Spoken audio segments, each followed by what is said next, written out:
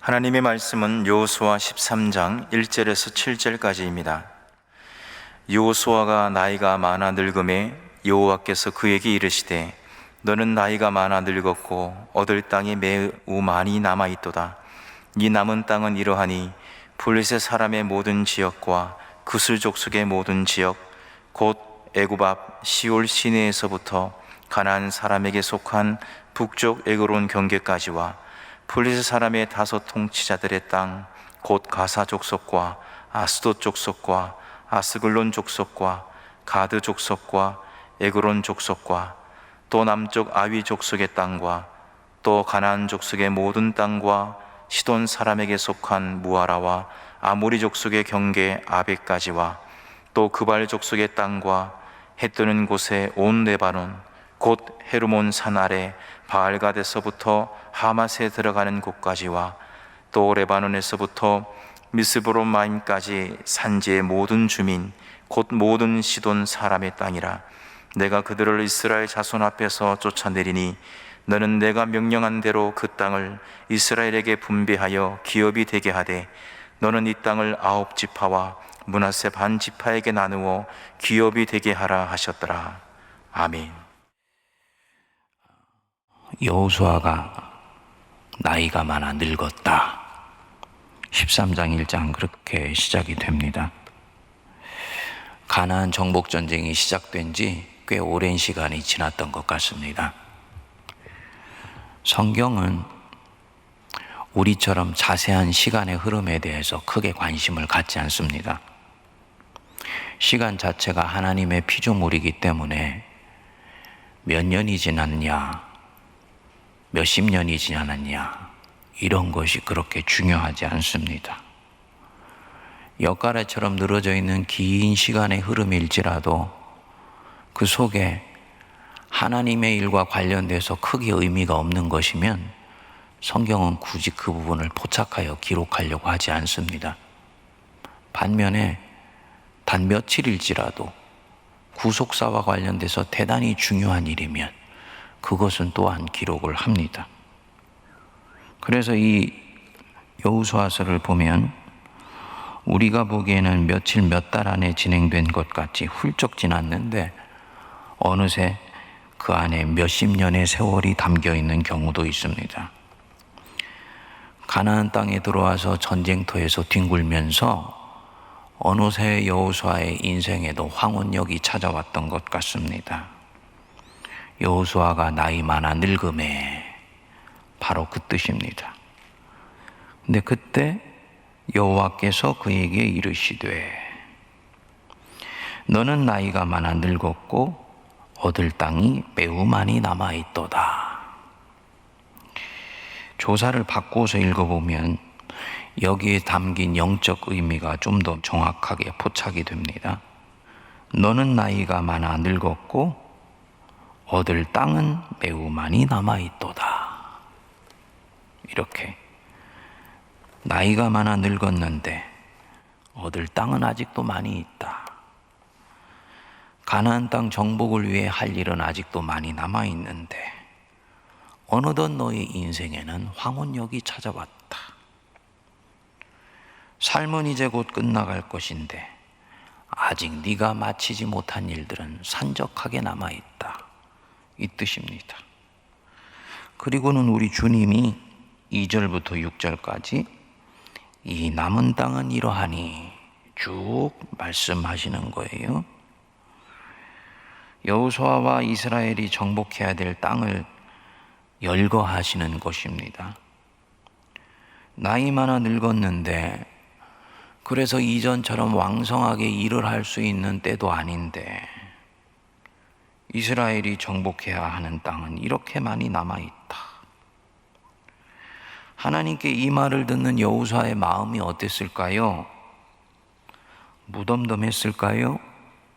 이제는 늙었으니 전쟁터에 나가지 않아도 된다고 하나님이 내게 익스큐즈 해주신다고 면제해 주신다고 생각했을까요? 짐벗게 생겼다고 좋아했을까요? 아니지요. 속상해서 오히려 마음이 답답했을 것입니다.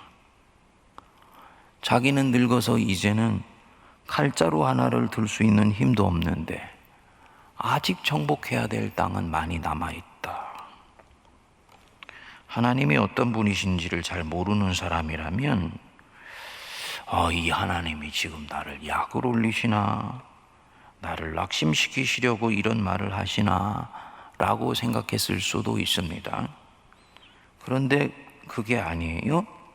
6절 중간에 보면 하나님이 아직도 정복해야 될 땅의 이름을 쭉 열거하시고 난 뒤에 6절 중간에 보시면 곧 모든 시돈 사람의 땅이라 내가 그들을 이스라엘 자손 앞에서 쫓아내리라.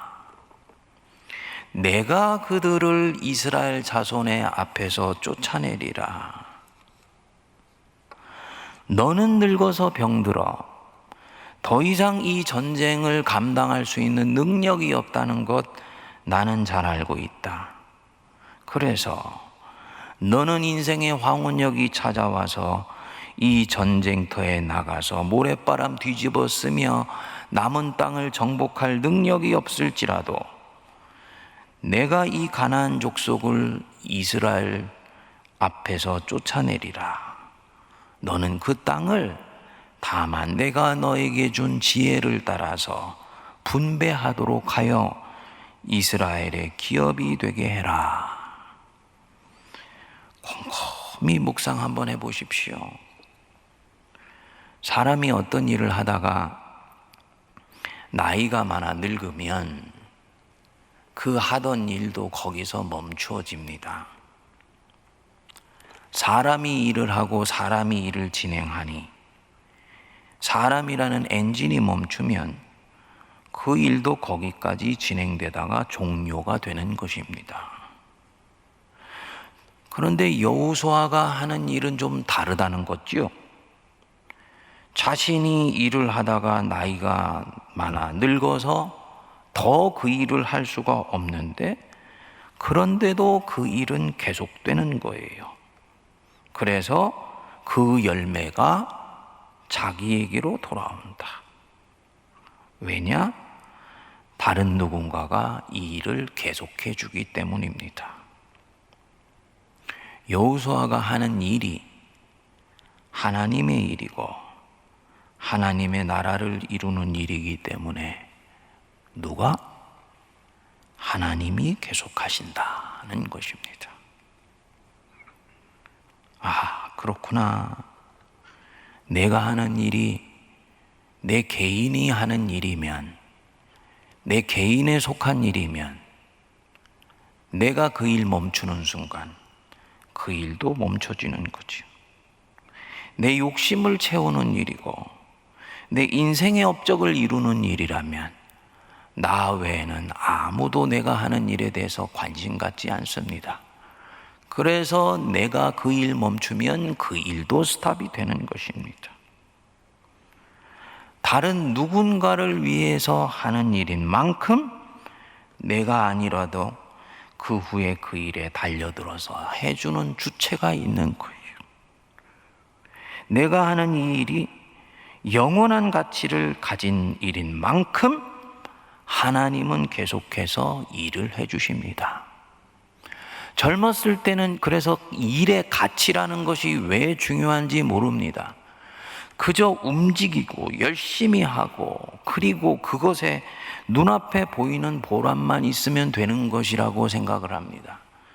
근데 여호수아처럼 인생의 황혼역까지는 아니더라도 중년기가 다가오면서 소위 사람이 영혼의 철이 들기 시작하면 나도 가는 때가 있구나라는 것을 알게 되지요. 그러면 그 일의 가치가 굉장히 중요하다는 것을 알게 됩니다.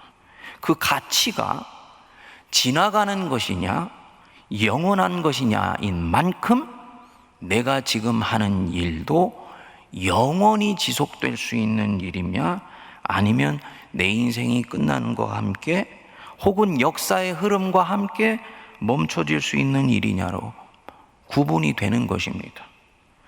가족을 위해서 하는 일이면 내가 죽어도 가족 사랑하는 사람이 계속 그 일을 합니다.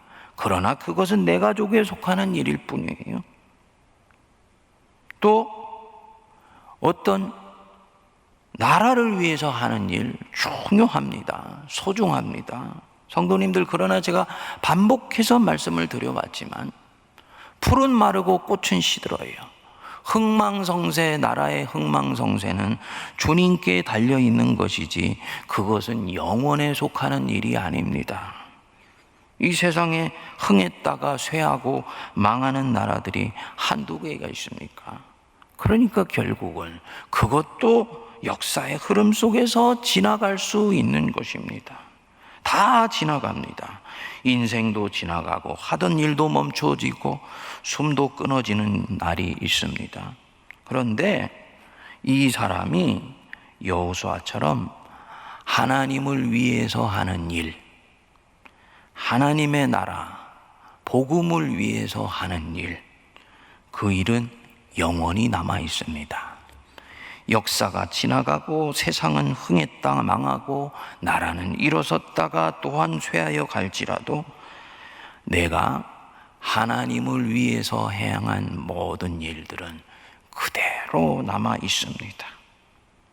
주님이 직접 저를 이어서 행해 주시기도 하시고요, 누군가를 세워서 계속하면서 내가 했던 그 일들은 계속 하나님의 구속사 속에서 남아있는 것입니다. 그래서 요한 1서 2장 17절에서는 이 세상도 그 정욕도 지나가되 하나님의 뜻을 행하는 자는 영원히 거하느니라 라고 말씀한 것입니다. 하나님의 뜻을 행하는 자는 영원히 거하느니라. 아브라함이 살았던 삶의 흔적, 그 흔적 중에서 밥 먹고 배설하고 욕심 부리고 자기를 위해서 살았던 모든 흔적은 우리는 기억하지 못합니다. 그가 넘어졌던 흔적 중에서도 영혼을 위해서 가치가 있고 경계가 될 수 있는 것만이 오늘 우리에게 전달이 됩니다. 반면에 아브라함이 살았을 때에는 그 일은 지극히 비밀한 일이고 내밀한 일이며 자기와 하나님 사이의 몸부림에 속하는 것일 뿐이라고 생각했던 것들인데, 그것이 하나님과 관련되어 있는 영원한 것이면 바로 이 성경을 통해서 하나님의 구속 역사를 통해서 하나님 자신을 통해서 오늘 우리에게까지도 각인이 되는 것입니다.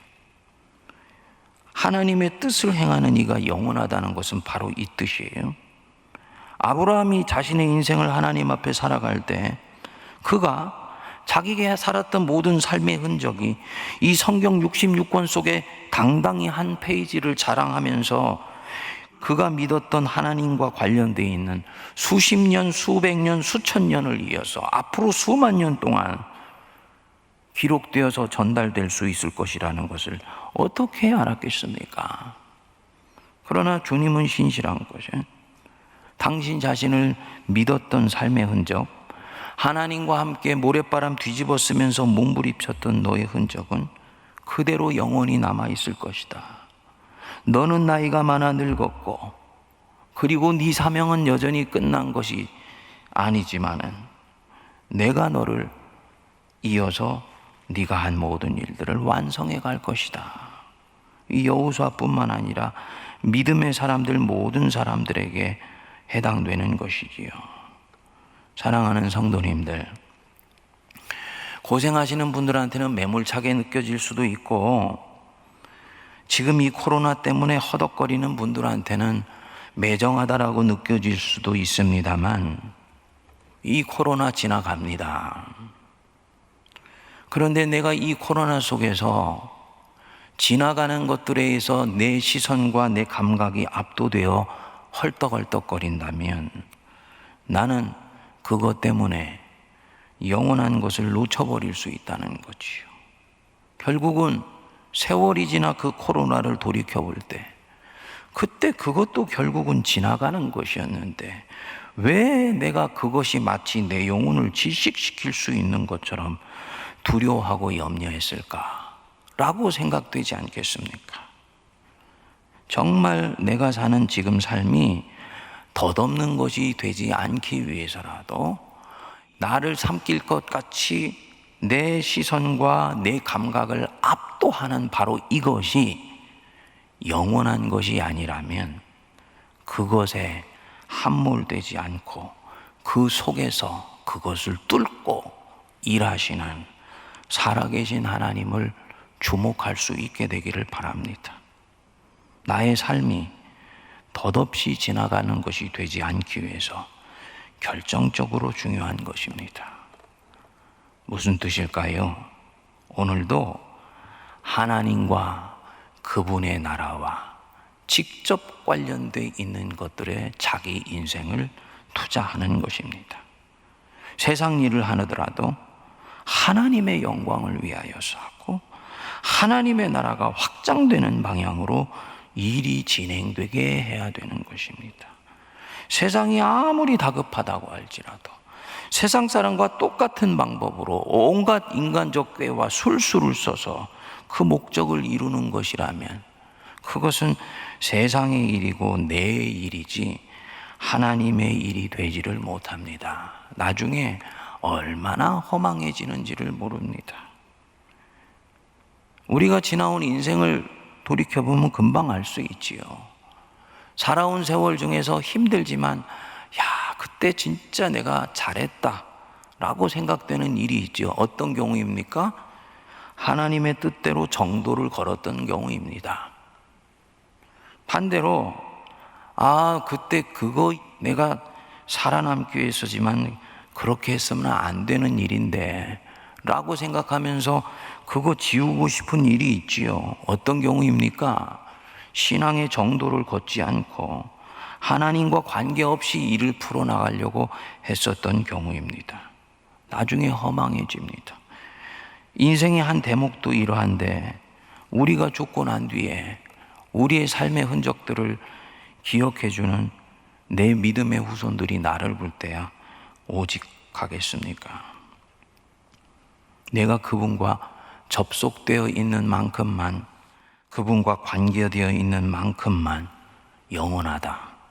반대로 내가 그분과 접속되어 있고 그분과 관계되어 있는 모든 일은 아무리 사람들이 볼 때는 의미가 없어 보일지라도 그것은 영원한 것이다. 우리가 꼭 기억할 수 있으면 좋겠습니다. 너는 나이가 많아 늙었고 얻을 땅은 매우 많다.